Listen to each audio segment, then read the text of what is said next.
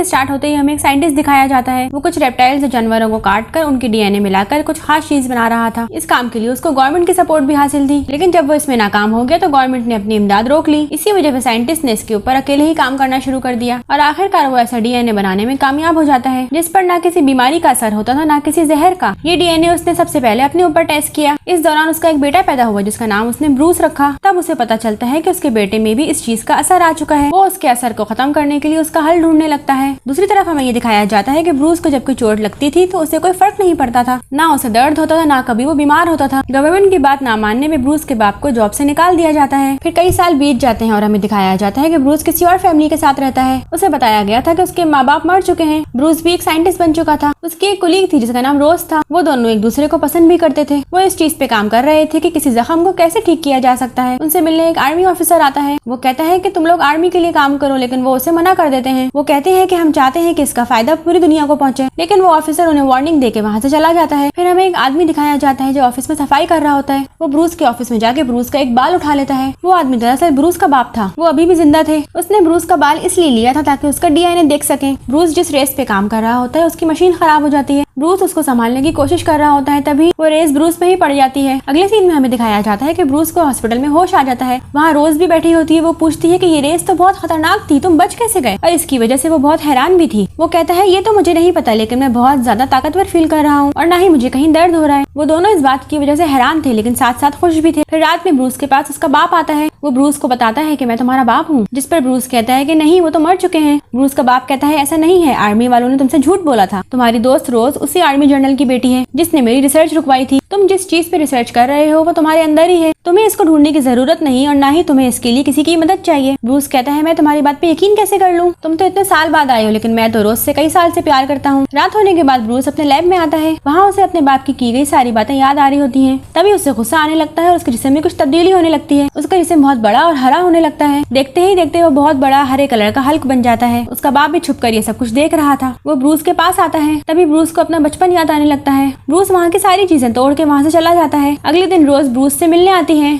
वो बताती है कि लैब में बहुत तोड़फोड़ हुई है और पूछती है क्या तुम लैब गए थे? उस वक्त नॉर्मल था और उसे कुछ याद भी नहीं था। वो कहता है मैं तो लैब नहीं आया, लेकिन कल रात मुझे बहुत अजीब ख्वाब आया। मुझसे मिलने एक आदमी भी आया था जो खुद को मेरा बाप कह रहा था। तभी वहाँ आर्मी जनरल जो रोज का बाप था आता है। वो रोज को बाहर गाड़ी में बिठा देता है। वो कहता है तुम गाड़ी में बैठो, मुझे ब्रूस से कुछ जरूरी बात करनी है। रोज का बाप जानता था कि ब्रूस उसी साइंटिस्ट का बेटा है और ये अपने बाप का अधूरा काम पूरा कर रहा है। वो अंदर आने के बाद ब्रूस से कुछ बातें करने लगते हैं। दूसरी तरफ रोज ब्रूस के बाप के पास जाती है। वो उससे पूछती है ब्रूस में ऐसा क्या है जिसकी वजह से मेरा बाप उसके पीछे पड़ा हुआ है? कहता है तुम ब्रूस के बारे में कुछ नहीं जानती, वो यूनिक है और अगर आर्मी वालों को ये पता चला तो वो उसे गिरफ्तार कर लेंगे, क्योंकि दुनिया यूनिक लोगों को कबूल नहीं करती। दूसरी तरफ जनरल ब्रूस से पूछ रहा होता है बताओ तुम्हारा बाप कहाँ है? ब्रूस कहता है मुझे उनके बारे में सिर्फ यही पता है कि वो मर चुके हैं, इसके अलावा मैं कुछ नहीं जानता। जनरल कहता है कि मैंने ही तुम्हारे बाप को जेल भेजा था और मैं हर बात की तह तक पहुँच के रहूंगा। अगर तुमने मेरे साथ ताउन नहीं किया तो मैं तुम्हें भी जेल भेज दूंगा। ब्रूस कहता है मुझे कुछ याद नहीं है। जनरल कहते हैं अगर ऐसी बात है तो तुम एक लैब चलाने के लायक नहीं हो और याद रखो मेरी बेटी से दूर रहना। फिर वो आर्मी जनरल वहाँ से चला जाता है और ब्रूस को एक कॉल आती है। वो उसके बाप की कॉल थी। ब्रूस कहता है आपने मेरे साथ ये नाइंसाफी क्यों की और मुझ में ये बीमारी क्यों इंजेक्ट की? उसका बाप कहता है ये कोई बीमारी नहीं, एक ताकत है, तुम इसका इस्तेमाल करो। जिस पर ब्रूस कहता है कि नहीं, मैं इसको खत्म करूंगा। ब्रूस का बाप कहता है कि अब रोज तुम्हारे साथ नहीं होगी, वजह ये है कि मैंने तुम्हारी डीएनए से कुछ क्रिएचर्स बनाए थे और वो मैंने रोज की तरफ भेज दिए हैं। ये सुनकर ब्रूस कॉल काटता है और रोज के घर की तरफ निकल जाता है। तभी वहाँ पर वही आर्मी ऑफिसर आ जाता है। वो उसे रोकता है, जिसकी वजह से ब्रूस को बहुत गुस्सा आता है। वो फिर से हल्क में तब्दील हो जाता है। ब्रूस रोज के घर पहुँचता है। वो दोनों एक दूसरे को देख रहे होते हैं। वो रोज को गाड़ी में बिठा लेता है। तभी वहाँ पर वो कुत्ते आ जाते हैं जिन्हें ब्रूस के बाप ने ब्रूस के डीएनए से बनाया था। ब्रूस उनसे लड़के उन सबको मार डालता है। उसके बाद वो रोज को सब कुछ बताता है कि मेरा बाप असल में चाहता क्या है। मेरे जिस्म में एक बीमारी थी जो रेस की वजह से सामने आ गई और अब जब मुझे गुस्सा आता है तो मैं हल्क बन जाता हूँ। रोज कहती है हिम्मत ना हारो, मैं तुम्हारे साथ हूँ। अगले दिन रोज अपने बाप को कॉल करती है। वो उससे ब्रूस के लिए मदद मांग रही थी, लेकिन वो नहीं जानती थी कि वो ब्रूस का दुश्मन है। तो जैसे ही पता चलता है कि ब्रूस उसके साथ है, वो उसे पकड़ने के लिए आर्मी भेज देता है। वो उसको बेहोश करके रोज के बाप के पास ले जा रहे थे। वो उसे जमीन से 1000 फीट नीचे ले जाते हैं। उनका इरादा ब्रूस को जिंदगी भर बेहोश रखने का था। रोज को ये सब कुछ जब पता चलता है तो वो अपने बाप से पूछती है कि आप ब्रूस से इतनी नफरत क्यों करते हैं? वो जवाब देता है कि मैं उससे नफरत नहीं करता, ब्रूस एक खतरा है। वो अपने बाप की तरह एक पागल साइंटिस्ट है। रोज कहती है मैं उसे जानती हूँ, आप मुझे एक बार उससे मिलने तो दे। बहुत सोचने के बाद वो उसे इजाजत दे देता है। वो पूरा दिन ब्रूस के साथ गुजारती है, जिसके बाद उसका बाप कहता है कि आइंदा तुम ब्रूस से कभी नहीं मिलोगी। ऐसा इसलिए क्योंकि कुछ लोग उसे हमेशा के लिए अपने साथ ले जाने वाले हैं। ब्रूस के बाप को जब पता चलता है कि आर्मी वालों ने उसे गिरफ्तार कर लिया है तो वो सोचता है कि मैं अपने बेटे की रिसर्च को ऐसे जाया नहीं जाने दे सकता। वो उसी जगह पे जाता है जहाँ पे वो रेस वाली मशीन्स थी वो रेज अपने ऊपर डाल लेता है। ऐसा इसलिए ताकि वो भी अपने बेटे के जैसा यूनिक बन सके और उसका काम पूरा करने के साथ साथ उसको बचा भी सके। लेकिन रेस की वजह से उसके ऊपर किसी और तरह का ही रिएक्शन हो गया था। वो जिस चीज को हाथ लगाता उसी के जैसा बन जाता और ये भी एक तरह की ताकत ही थी। इसके बाद वो रोज के पास जाता है और कहता है कि मुझे अपने बेटे से मिलना है। रोज कहती है बहुत देर हो चुकी है, वो उसे लेकर जाने ही वाले हैं। ब्रूस का बाप कहता है कि इस सब के पीछे तुम्हारे बाप का हाथ है, अगर तुम चाहो तो उसे रोक सकती हो। जिस पर रोज कहती है मैं ऐसा नहीं कर सकती और आप मुझे ऐसा करने के लिए क्यों कह रही हैं, सब तो आपकी गलती है। जिस पर वो कहता है ये मेरी गलती कैसे है, ये तो इसके अंदर डीएनए के जरिए आया है। मैं नहीं चाहता था कि ऐसा हो और मैंने इसको खत्म करने के लिए क्या कुछ नहीं किया। मैं अब भी उसका भला ही चाहता हूँ। गलती तुम्हारे बाप की है जिसने मेरी रिसर्च रुकवा दी, वरना आज तक मैं उसका इलाज भी ढूंढ चुका होता। हाँ, ये मेरी गलती जरूर है कि जब मुझे पता चला कि मेरा बेटा बड़ा होकर दुनिया के लिए खतरा बन जाएगा तो मैंने उसे मारना चाहा, लेकिन मेरी बीवी बीच में आ गई जिसकी वजह से वो मारी गई। दूसरी तरफ हमें ब्रूस दिखाया जाता है जिसको टॉर्चर किया जा रहा था। उसे बिजली के झटके दिए जा रहे थे। वो चाहते थे कि ब्रूस को गुस्सा आया और वो हल्क में तब्दील हो जाए ताकि हल्क बनने के बाद उसकी खाल उतार कर डीएनए से और भी ज्यादा हल्क बना सके। लेकिन ब्रूस अपने आप पे काबू रखता है। वो फैसला कर चुका था कि कुछ भी हो जाए वो हल्क नहीं बनेगा ताकि वो लोग उसका गलत इस्तेमाल ना कर सके। वो लोग उसे उतना टॉर्चर करते हैं कि वो बेहोश हो जाता है। उसके बाद वो लोग उसे एक पानी के टैंक में डाल देते हैं जहाँ पर उसे कुछ पुरानी बातें याद आती हैं कि जब वो छोटा था तो उसके बाप ने उसको हैवान समझ के मारने की कोशिश की और इसी के दौरान उसकी माँ की जान चली गई। इसकी वजह से उसे गुस्सा आने लगता है और वो आखिरकार हल्क बन जाता है और वो उस पानी के टैंक को तोड़ के बाहर निकल आता है। आर्मी मिलकर उसे बेहोश करने की कोशिश करती है। वो उस पर फायरिंग भी करते हैं लेकिन उस पर फायरिंग का कोई असर नहीं होता क्योंकि अब वो बहुत ताकतवर हल्क बन चुका था। वो बिल्डिंग से बाहर आ जाता है। आर्मी के हेलीकॉप्टर और प्लेन उसका पीछा कर रहे होते हैं। वो एक प्लेन पे चढ़ जाता है। प्लेन के ज्यादा ऊंचाई पे जाने की वजह से हल्क बेहोश हो जाता है और सीधा आकर समंदर में गिरता है। आर्मी उस पर फायरिंग करती है लेकिन वो समंदर से निकल के शहर में आ जाता है जहाँ पे रोज मौजूद थी। उसे वहाँ पर रोज के बाप ने खुद ही भेजा था। रोज को देख के उसका गुस्सा कम होने लगता है और वो नॉर्मल हो जाता है। वो नहीं जानता था कि ये उसके खिलाफ एक चाल है। इसी बात का फायदा उठाकर आर्मी उसे गिरफ्तार कर लेती है। जब रोज को पता चलता है कि ये उसके बाप की साजिश है तो उसे बहुत बुरा लगता है। उसे अपने बाप से नफरत होने लगती है। रूस का बाप आर्मी वालों के पास आता है और कहता है कि आखिरी दफा मुझे अपने बेटे से मिलने दो, चाहो तो तुम मुझे इसके बदले में गिरफ्तार कर लो। लेकिन वो नहीं जानते थे कि ये ब्रूस के बाप की एक चाल है क्योंकि उसके पास भी अब सुपर पावर्स आ चुकी थी। जब ब्रूस का बाप उससे मिलता है तो वो उससे ऐसी बातें करता है जिसकी वजह से उसे गुस्सा आया और वो हल्क बन जाए। लेकिन ब्रूस बहुत कमजोर हो चुका था और उसे गुस्सा भी नहीं आ रहा था। तभी ब्रूस का बाप पूरे शहर की बिजली अपने अंदर एब्जॉर्ब कर लेता है और वही शौक वो ब्रूस को भी देता है जिसकी वजह से वो हल्क बन जाता है। जिसके बाद वो दोनों आपस में लड़ने लगते हैं। उसका बाप उससे इसीलिए लड़ रहा था ताकि वो उसकी पावर भी एब्जॉर्ब कर सके। ब्रूस कहता है कि आप मेरी सारी एनर्जी ले लें। वो उसे अपनी एनर्जी देने लगता है। वो इतनी ज्यादा थी कि ब्रूस के बाप से कंट्रोल ही नहीं हो पाती और वो सिर्फ ब्रूस ही था जो उसको कंट्रोल कर सकता था। उसके बाद हमें दिखाया जाता है कि आर्मी वाले उन पर रॉकेट से हमला कर देते हैं जिसकी वजह से उनकी मौत हो जाती है। एक साल गुजर जाता है और रोज को उसके बाप की कॉल आती है। वो कहता है कि अगर तुम्हें ब्रूस कहीं भी नजर आए तो तुम मुझे बताना। इस पर वो कहती है कि मैं ऐसा कभी नहीं करूंगी और अब मैं खुद भी उसे याद करना नहीं चाहती वरना उसकी यादें मेरा पीछा करेंगी। लेकिन मूवी के एंड में ये दिखाया जाता है कि ब्रूस अभी भी जिंदा है और जंगल में कुछ लोगों का इलाज कर रहा है। उसने अपने गुस्से पे काबू पाना भी सीख लिया है और इसी वजह से कोई उसे पहचान भी नहीं पा रहा था। और इसी के साथ हल्क पार्ट 1 यहीं पे एंड हो जाती है। Thank you.